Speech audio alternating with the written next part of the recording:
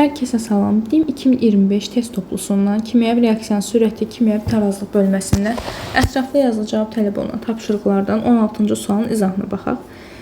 12 mol azot və x mol hidrogen arasında qapalı qabda baş verən reaksiyada tarazlıq yaranan zaman azotun mol sayı 2 dəfə azalmış və qabda 4 mol hidrogen olmuşdur. X-i və bu zaman neçə mol amonyak alındığını hesablayın. İlk olaraq reaksiya tənliyini yazırıq. Azot hidrogenlə reaksiya daxil olur, alınır amonyak. Əmsallaşdırırıq. Demək, azotumuz başlanğıcda 12-dir, hidrogen isə x-dir. Demək, bu hissədə onların qeyd edirik sərf olunan qiymətlərini. Burada isə tarazlıq.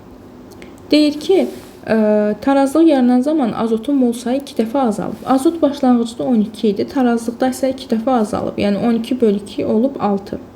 Bu zaman azotun sərf olunan qiyməti nə qədər olacaq? Başlanğıcdan tarazlığa çıxırıq. Çünki bilir ki, başlanğıc bərabərdir. Sərf olunan və tarazlığın cəmi. Başlanğıc 12-dir. Sərf olunanı bilmirik. Tarazlıqda 6. Sərf olunan bərabər olacaq 6. Yazırıq yerinə. Və qabda 4 mol hidrogen olmuşdur. Yəni hidrogen tarazlıq alında 4 moldur.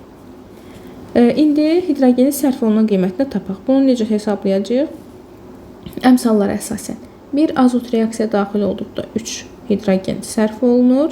6 mol azot reaksiya daxil olduqda x. Buradan da x bərabərdir 18. Tapdıq ki, hidrogen 18 mol sərf olunubdur. Hidrogeni başlanğıcını tapanda da sərf olunanla tarazlığı toplayırıq. 18 üstə gəl 4 edir 22.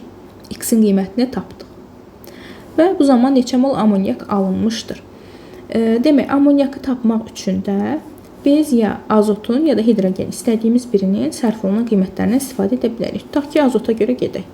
1 azot reaksiya daxil olduqda 2 amonyak alınır.